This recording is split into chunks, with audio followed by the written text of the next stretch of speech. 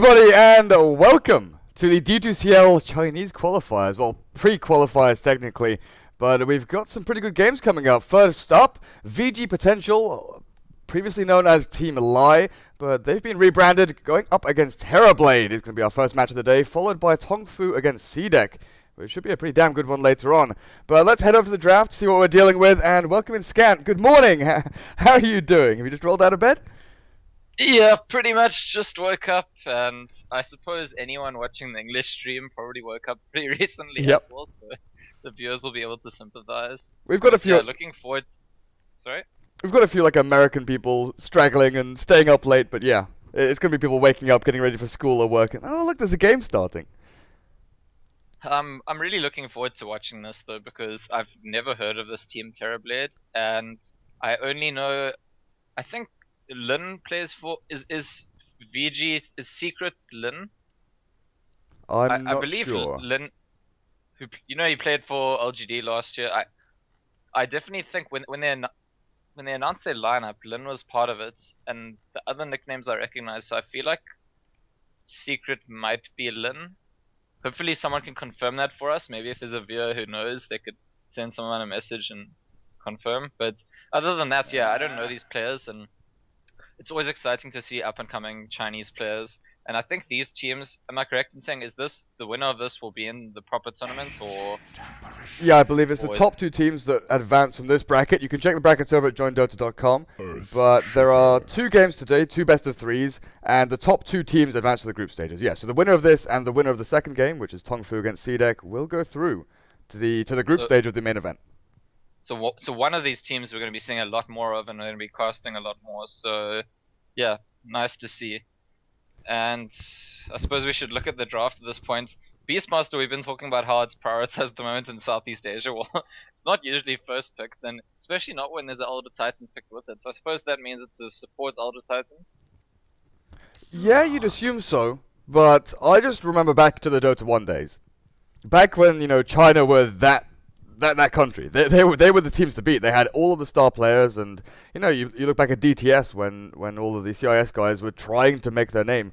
They were always really afraid of the Chinese squads. And one of the picks that really stands out in my memory was Elder Titan mid being first pick priority from Chinese teams.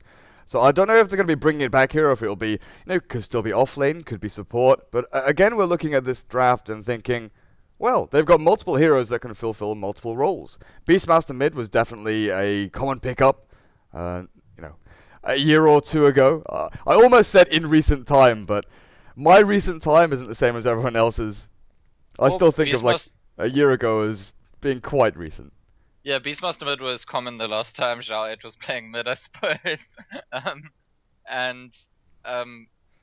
You could even run the Beastmaster support, because CIS teams do that, but the thing is, I don't see a team first picking Beastmaster if it's going to be a support. And that's why I'm pretty sure that it'll be a off lane and a support Elder Titan. But, okay. But I mean, obviously not completely certain. We don't know these teams, and we'll have to wait and see. They do pick up the Slark, which also combines pretty nicely with that Elder Titan. Ancient Aberration, Slark could be going for those pickoffs and just needs a Spirit from the Elder Titan. Hawk can scout it out for him, and AALT can come through. Well, yeah, you've definitely got a nice mix of AoE teamfight, but also pick-off control, like you said. They've got the Roar to start things off, Ice Blast will be launched from across the map, and then Slark possibly going for a Shadow Blade just to try and catch up to these, squishier heroes like Venge and Earthshaker. But VG Gaming Potential, we've got to find a better name for these guys. VG.P, call them Lie still, but whatever they are. Radiant, they've got Displacement with a Vengeful Spirit. They've got Earthshaker who can possibly stop these team fights, and then that pick with a Tidehunter. They can turn them around. Defending towers looks relatively simple here from VG.P, but it's up to Terrorblade really to misstep and dive them, it feels. Yeah, you've been talking about how initiation is really important at the moment in Dota, and well, when you're looking at a Tidehunter and an Earthshaker, and what you've got as a Beastmaster, it's a little bit scary, especially because the other team has a Vengeful Spirit who can swap whoever gets roared. So I think VG Gaming Potential really just picking a pretty solid, there's no direct or obvious weaknesses to their draft so far, whereas Terrorblade's draft may be slightly flashier, slightly more innovative or interesting in that sense. where it's going to be a little bit harder for them to win fights when they're fighting up against the Titans and the Earthshaker. Yeah, it seems like Terrorblade, once they're in, they're all in. Whereas VG.P have more of a counter-initiating lineup. You know, they've got things to block people off, keep one of the heroes alive, so let's just say Shadow Fiend gets roared. Vengeful Spirit can swap, they can throw out Fissure, Ravage, you know, they just have all of these spells to reset the team fight and back up, go back to farming, things like that. With a Lina, though, from Terrorblade, I'm not sure that's going to really work out for them. Even if you're going to stop the Shadow Fiend back, there's going to be a Lina with Laguna Blade, stunning people up even further.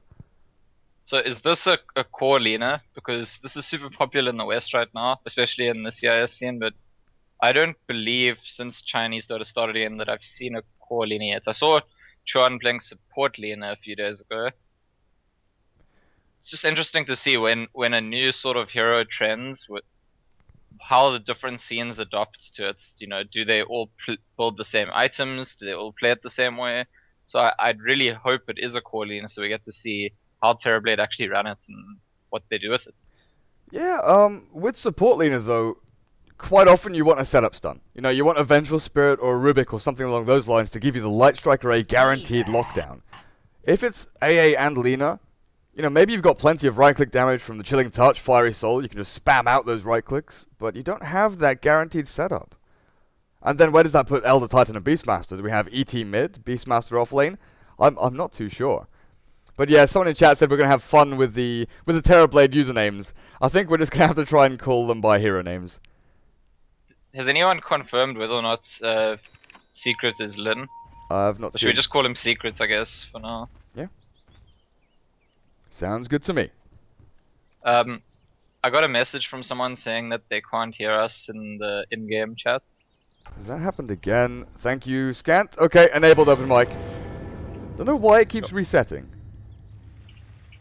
But yeah, for those of you joining us in Dota TV, welcome to game number 1 between VG.P and Terrorblade. VG.P recently rebranded from Lie Gaming, so if you've been betting on Dota 2 Lounge and you're looking for Team Lie, well, they're here. They've just got a different name. So we should be getting underway any moment now. Up on top, having a look at these heroes, looks like Sparrow on the Lina has picked up, or has been given a couple of pool tangos, so it will be mid Lina on that core role. Whitewash on the AA. Slark heading to this safe lane. And is this a dual off lane? I'm assuming Elder Titan's just going down to ward. And he'll be heading back up top with the AA. But you never know. Yeah, I'm not too sure. I'm just excited to see it. It will be that mid Lina. Want to see what she does with it. And the whole Vici gang potential heading to that top rune. Pretty much declaring this rune is ours. Yeah, they haven't even. I mean, is one person gonna even go to the bot rune? Maybe the Weaver will. Well, do you expect the enemy to throw down a sentry ward this early on? Oh man, look, this Beastmaster has gone all out. 2 boars and a hawk. He's just sending everything to try and scout out into the jungle where the Radiant are. Try and find out that little bit of intel that could give them the edge. I mean, it costs him nothing. Look at me, still in full mana, so I feel like this is the way that a Beastmaster should play at the start of the game. I mean, the only reason not to is if you don't want to level Call of the Wild, level 1, if you want to take axes. I mean, he's harassing with the boar, it's not doing too much. It's taken 10 HP off the Venge. It's a little bit annoying, but... It's a whole lot of scouting potential, though, without exposing heroes. Yeah. So that's nice, but Vici gang potential do get both bounty runes at the start, which I find pretty interesting. I feel like with the Lina, with the Slark, with the Ancient Apparition, it would have been possible for Terrorblade to contest one of them. They chose to commit to one, but because they're running these, what looks like these dual lanes, it makes it a lot harder to choose either of the runes and actually have enough heroes to definitely contest. So what does this bot lane dual lane give you? You've got the Spirit from Elder Titan plus his passive, or his aura, so you can reduce the armor of the enemy. Wild Axes was changed from composite damage to just straight up physical nowadays. So if you're reducing the base armor of someone like Weaver, sure he doesn't have that much to begin with, but you know he's pretty squishy to begin with. I mean, sometimes I feel like when teams run this kind of dual lane, it's just a suggestion that they don't want to have a tri lane. They don't want to have 3 heroes sharing XP. Elder Titan's not exactly going to be very useful roaming around from level 1. So put him here, give the Beastmaster a little bit more protection. It's not an aggressive dual lane that's going to kill it's just slightly stronger than if it was only BM. I think if it was only BM, he's gonna get harassed from the first second in the game. And with both of them here, they could sort of stand their ground a bit and get some last hits, sort of be in the lane. Well, Lina doing decently up against the mid Shadow Fiend, but Yang is 5 for 3 up against the 3 for 1 Lina. Bottle already picked up by Sparrow, while Yang started off with that Wraith Band. Bot lane Weaver, he's trying his hardest to get in there and deal damage to the melee cores down in this bot lane. Actually, I said Elder Titans on support, but he's been taking a couple of last hits here and there. They're sharing farm and experience. Yeah, that's, and I guess another interesting facet of this lane, and we'll have to see how it develops if we truly want to understand what their plan is there. But definitely I think with both heroes in lane, it's easier for them to sort of be in XP range, last hit some creeps, and not be constantly afraid of taking their ass. Well, James on the Earthshaker, he's roaming around, trying to pull through, killing off a boar in the meantime. But the Beastmaster with these illusions, what's he going to do? Just scout even more? Is that his role this entire game? Scout, find pickoffs for the AA and Slark. Sure enough, he's got the Roar and the Wild Axes, but that's what we're seeing Beastmaster used more and more often now. Just try and get yourself, a Blink Dagger or an Aghanims. Necro, not so popular anymore. You're basically just that walking ultimate. Yeah, and with the Elder Titan Spirit that can scout too, and the fact that Slark can detect enemy wards, Terrorblade really have a lineup that's pretty good at controlling the map when the mid game starts. Getting vision, finding enemy vision, information. And I think information is going to be extremely important when you're up against a Tyrant and an Earthshaker who later on are going to be trying to blink on you all the time. Well, Beastmaster, he's gone off to stack Ancients while ET takes the XP down on bot. Up at top, Whitewash on this AA. He's just stacking, pulling, letting Slark take the full solo experience. But this dual lane here from the Dire, this is a really good lane against Tidehunter. He can't really stay there because Chilling Touch and Pounce will almost always secure a kill against him. They've got that killing potential with just 2 heroes. I want to say that it's because it's an off-lane Tidehunter that Slark's taking 2 points in Essence Shift. I don't think we usually see a Slark with level 3 2 points in Essence Shift. Oh, well, the Radiant, how many stacks has they got going? Not too many. Neither team is really focusing on stacking the jungle. I understand it from the Dire because they're running these dual lanes, like you said. Oh, bot lane, Elder Titan going to go down here to Shikuchi from the Weaver. And Beastmaster might even get dived? Nah, they're not going to go for it. A little bit too risky there.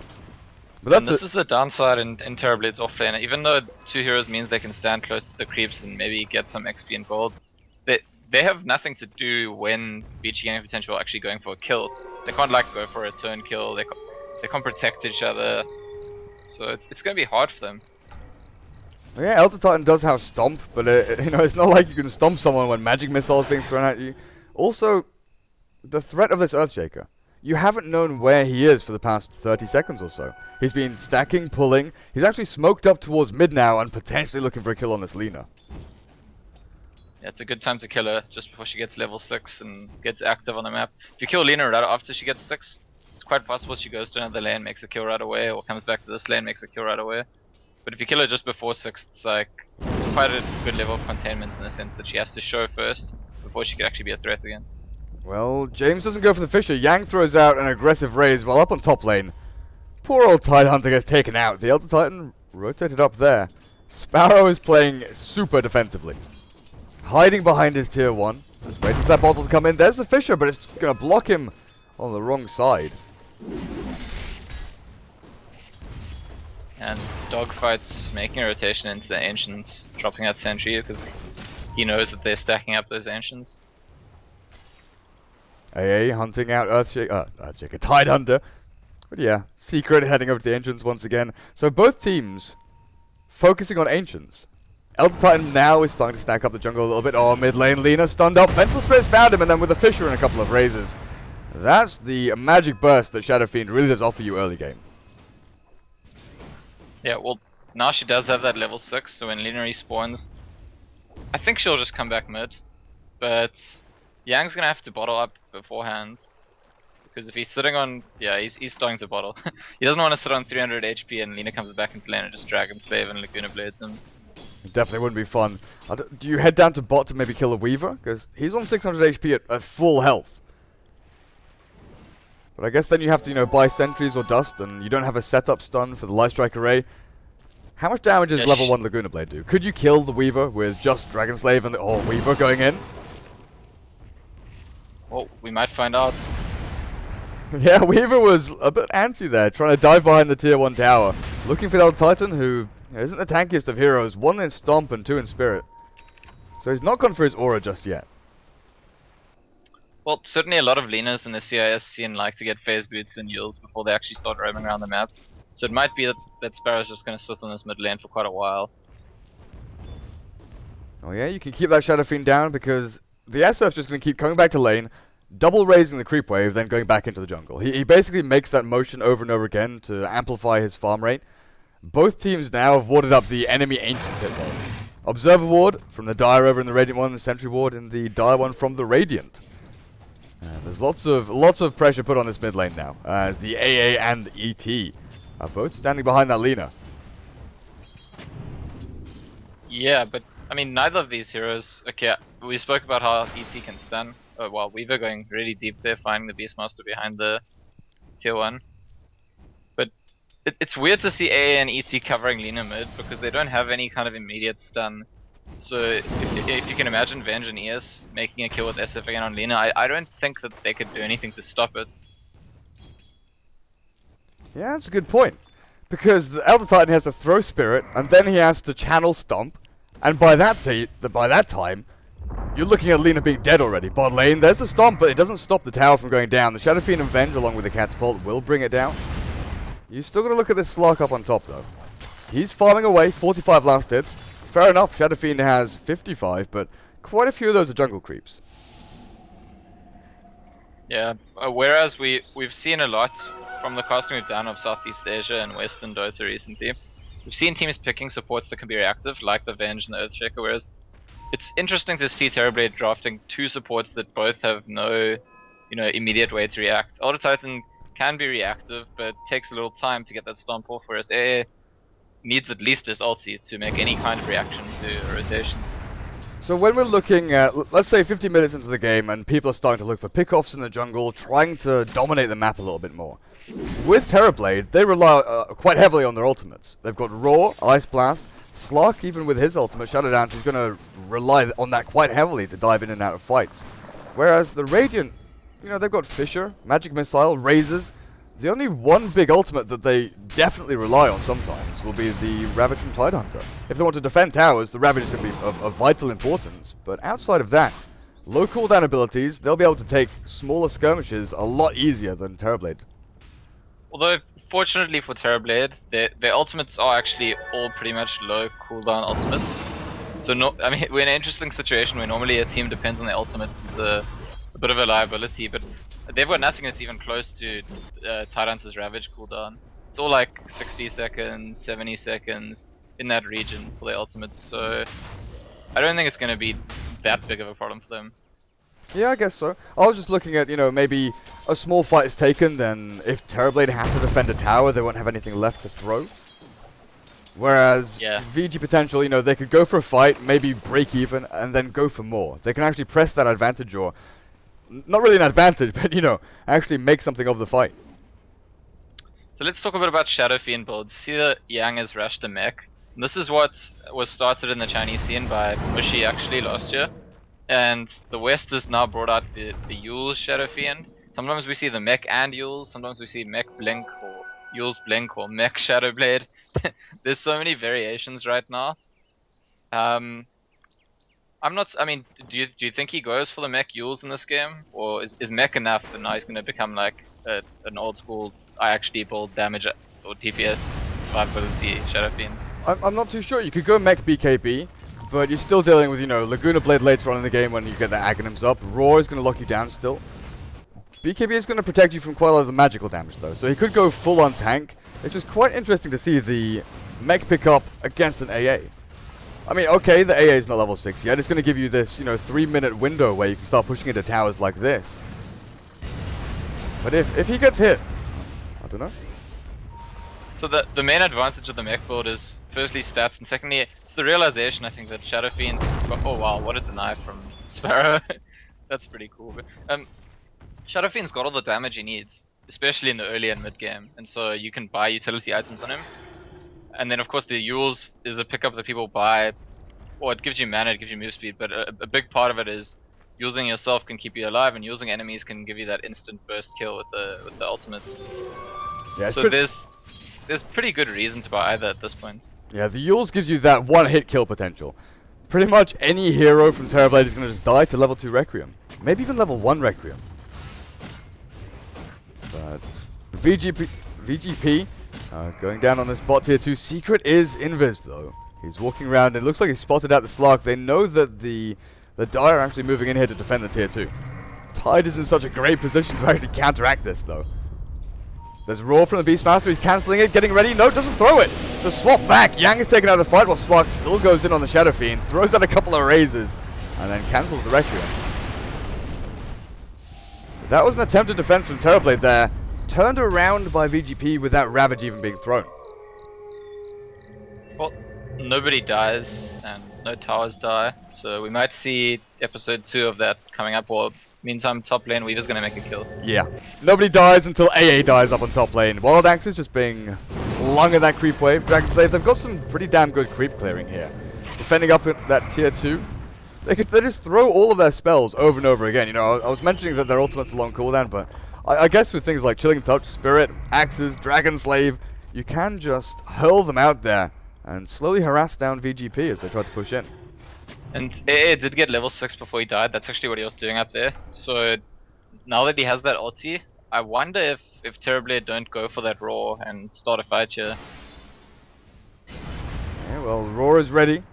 They've also got Laguna Blade, level 9 Lina, but Terrorblade, they're giving up a lot of farming time for this. Like, Weaver is off doing his own thing on top lane. It is just 4 people from VG.P forcing 5 from Terrorblade to defend a tier 2. This tower is very important, though. 13 to 20 minutes in, I feel like this is the most important tower for the Dire, just because of that Roshan advantage. Slark has a Blink Dagger, and I think he's about to use it. Sparrow nearly getting insta-kill there, but Yang gets hit by the Ice Blast, swapped back by Dogfights. Slark does have that Blink, like you said, jumping in, and he's going to find a couple of kills here. Secret, pounced up, and taken down. Yang wanting more, but it looks like it's time to just back up for VG.P. Well, successfully defend the tower, make a kill. Oh, they'd be happy with that, except for the fact that, as you said, the Weaver's gotten so much space in the meantime, and taking the tier 1 tower. Holy crap. Like, with Shadow Fiend, I expect his net worth to skyrocket. If he's not killed over and over again in the laning phase, you know, he flash farms, he gets up that net worth. But Weaver is keeping up with him. He's almost got, what, he's going to have a 14.5, 15-minute Tread Aquila Lincolns. Now, that's ridiculous for a Weaver to have. Yeah, he's 3-0, and he's actually soloing up the Slark. Is he going to get it? Yep, with the Geminate attack, he takes him. Holy crap. Now another.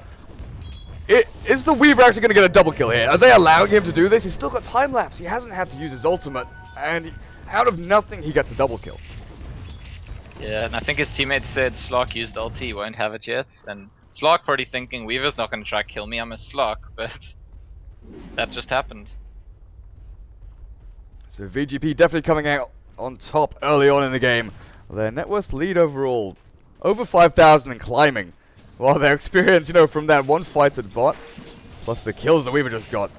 He's level 12 now. 50 minutes in, he's level 12. I'm just gobsmacked by this Weaver and how far ahead he's getting.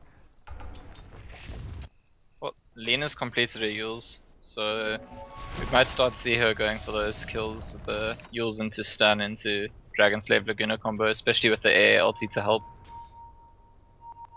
She's not going to make them on Weaver though, because he's already got his Lincolns. Yeah, it's pretty damn difficult for that. Like, they don't even have anything to pop the Lincolns.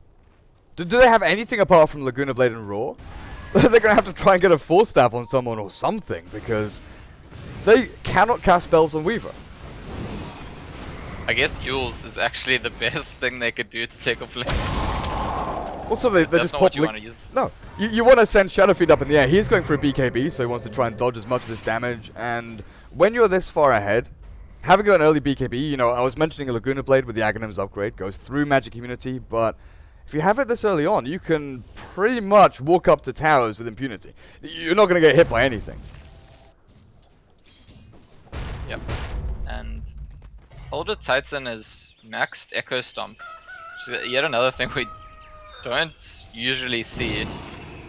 I suppose it does mean that if he hits a big stomp, it's a very big deal because it's got that full 5-second duration, and the team could pretty much have a team talk about what they're gonna do with the enemy team stand up. You know, you go kill that guy, I'll draw this guy. Lena can take that one, but where he's not hitting stomps, Elder Titan's got most of his 4 of his 7 skill points in something that a lot of the time is doing nothing. Well, it's one on SF. Yeah, they found the Shadow Fiend. Secret tries to get the Ravage off, but Yang is still there. Yule self-used by the Lena. Just going to take herself out of the fight. Yang he wants to turn around here. He's still got a regen rune. He was, I guess, banking on the fact that Ice Blast was wearing off pretty damn quickly. Weaver in the back end looking for more. He's found the AA and he's still hunting. This phase boots on Beastmaster isn't going to save you against the Weaver, who's just chasing and chasing. And oh, we needed another couple of hits there to finish him off. That was actually super close. As I was talking about the ET stun, he got off a nice stun, there was a swap out, and I think in the end there, if Lena Dragon slaved after she Lagooned Shadow Fiend, he might have burst, but she was really low herself, so choosing to go back right after Laguna Blaze. Well, VG.P taking a pretty strong hold on this game right now. Sparrow with the Yules hasn't managed to find too many openings with it. And they've got an SF with a fully finished BKB. Do you reckon he just goes Blink next? You know, he could go into Yasha, Manta, try and go the DPS build you were talking about earlier. Just try and build up as many stats as you can. I mean, right now it feels like he could build just about anything. I think that the first clash they have, now that SF has BKB, is just going to go very much in VG.P's favor. We might see a few kills, a tower, maybe even high ground or Roshan with that. Unless he somehow dies without using his BKB. The impact of this item at this stage in the game is just going to be extremely big. Now, there was something I noticed a couple of minutes ago. The Beastmaster has picked up phase boots. This is often an item that you see on offlaners if they want to try and, 1v1. Clockwork, maybe Beastmaster sometimes, it's the 1v1 item. You get a bit more attack damage, you last hit better, you harass better. But is this just to give him that little bit more movement speed so he can catch up to people to roar them? Yeah, it's the poor man's Blink Dagger. I've seen it before, it's like... I can't afford a dagger, so I'll just hope I can burst at you and roar. And is he gonna... No, nothing. I'm gonna run as hard and fast as I can and really hope I get that ultimate off. But once again, 4 from VG.P down on this bot lane. While Weaver is up on top doing his own thing, Slug actually jumps down onto James. The fish is thrown out. Ice Blast, who's gonna hit? He's gonna catch the ES, but Yang has already popped his ultimate. The defensive roar. Not really what you want to be using that ultimate for. And they have to back up. So, I mean, it's a 1 for 0 trade in favor of Terrorblade, which is probably better than what we thought they could get. And Elder Titan just sending the Spirit through yet again, and I think does he go for another Stomp? Yeah, he does. Just slow them down a little bit. But Yang very nicely dodged there, gonna step aside and take down this tier 2. Roshan not even attempted yet because Weaver is still running around finding Sparrow. Weaver is kinda... It reminds me of how Broodmother's played now. He's pushing up this top lane while the rest of his team is pushing bot, but then he's going back into the jungle. He's finding farm, he's harassing the enemy heroes, and forcing multiple rotations to defend up against him. Yeah, this is where Weaver's at his best, I think, when he's split pushing. It's when the hero's at its peak in terms of competitive play, I think it's how it was used a lot of the time. Although, now that he's finished his Desolator, with a 20-minute Desolator Lincolns, he might just join up with the team, go take the Roshan, and go force the base. Because it's almost like unnecessary at this point to be split pushing. You're so strong if you're together. That's absolutely nuts. Absolutely nuts. Now SF has 2,500 gold saved up as well. The Vengeful Spirit nearly has Medallion finished, but they're going to take Roshan regardless of the Medallion or not. What does Secret have? So Secret with Arcane Boots, Blink, and... Is he starting a refresher already? Robo the Magi's been picked up. Oh man, Slark. Slark, no. He has to use his ultimate. He's got to get away from this. TP is out during the Shadow Dance, but this Weaver, man. And what I saw in the career while that was happening is Earthshaker has a Blink Dagger now too. Oh, wow. What else do we have? So that's the Medallion for Venge and a Blink for ES. They've got tons of items. So what does this do for you pushing high ground though? Because you're still running into Stomp, Ice Blast, Roar, the Lena spam from the Dragon Slave and Last Strike Array. Surely you want to try and take a fight outside of the base, but maybe with the Aegis of the Immortal, they can actually go up the ramp, stand the Shadow Fiend high ground. Oh god. I thought Terrorblade were backing up from that. The Weaver's going to get caught here. Yule's is on cooldown. Sorry, Lincoln's is on cooldown, so they're going to get the stun, but then he goes invis. Shikuchi well timed, and he turns back around on Lina. Oh, Light Strike Array is going to hit you. Laguna Blade's going to take you out. Got to be careful here. Yep. Oh, wow. Lincoln's comes back off cooldown at exactly the right time, and Sparrow locked in place with that Fissure, and Triple S takes him out. I mean, so difficult. He's trying to land stuns on an invisible hero and then like hope that his ulti hits and like Lincoln's hasn't cooled down yet. It's like such a disadvantage that Lina's fighting at. An invis hero with max movement speed nonetheless. Yeah. So, yeah, going back to what you were saying about reaching high ground, I think it's going to involve Tidehunter or Earthshaker jumping in. I think it's going to be too difficult for them to just very slowly siege. But either Tide or ES could just jump in. Yeah. Well, there we go. They're trying to go on the Slug. He does pounce himself out, but now the swap saves James there from the Roar and Ice Blast. You see Tidehunter start casting Ravage there and cancel it? Yeah. His Blink Dagger got disabled, and luckily had the presence of mind to realize that, hey, my Blink didn't go off. I don't want to Ravage here. So many times we see that, though. I think Shrapnel has been one of the biggest causes recently of failed Blink Echo Slams or Blink Ravages. Just the fact that you're in position, you're ready, you blink, but then you don't. The Shrapnel catches you out. Here, you know, there's Boar, there's Dragon Slayer, there's all sorts of nonsense being thrown at you. Beastmaster, okay. He's got some initiation up his sleeve now with that Blink. It just feels like the Slug is a little bit underfarmed at this point, you know? 7,000 net worth. He is half of the Shadow Fiend, half of the Weaver. Yeah, we see this happening whenever Slog doesn't go for Midas. If he buys the Blink Dagger fast instead of the Midas fast, he kind of needs to be involved in some kills. And unfortunately in this game it was more like he bought the dagger out of necessity. You know, he knew he'd need to fight. He wouldn't have time to farm, but they haven't been able to win these fights despite the fact that he came to them so early. It's the same with the BKB as well. It's one of those items that, you know, a lot of players do not like building because it's not stat efficient, not gold efficient. It gives you magic immunity, and sometimes that's just what you need. It's almost never the item you want. Weaver gonna get gone on down a bot lane. The stop not gonna land though. Triple S. I'm gonna call him Triple S. Just gonna back himself up with the Shikuchi and not get stunned. While Yang is up on the high ground, taking down tier 3 with the help of Vengeful Spirit. They've always got always with this swap available. Even though Shadow Fiend has 2 lives. A, how'd you kill him the first time? When he gets swapped out, and then B, how'd you kill him the second time when he's got Tide Ravage to back him up? Well, I tell you right now that the Elder Titan is getting a lot done. We asked about what he was doing in the start of the game, and I queried his skill build, but his level 4 stomps are the main thing actually holding VG Gang potential back. Every time I see him throw out a spirit, he's got like a 5-second stun on Shadow Fiend, or yeah. SF actually just loses Aegis. I think that's deliberate. He's like, I'm so tired of this. I'm just gonna regenerate. I need full HP. Yeah, that's a good point. He is just throwing out these stomps. What's the cooldown on that? It's got to be like 10 seconds or something, right? 15 seconds on stomp, and I'm not sure what the spread is. It's probably a bit less, but they're pretty much equal.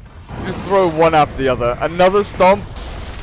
Is this demoralizing VG.P? Is this getting under their skin? Because, you know, thinking of this from, you know, my perspective, I'd be getting annoyed. Obviously, professional players, they're a lot more resilient, and they'll be like, okay, well, he's annoying, but we're still winning this game.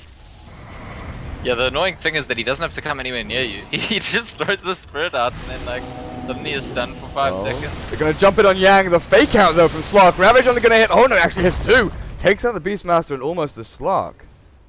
But the fake out there from the Slark jumping in, forcing the BKB. It looked like a really good move. It's just the fact that, unfortunately, Beastmaster got that a little bit too close. James is smoked up on Earthshaker, looking to blink. They can't see him.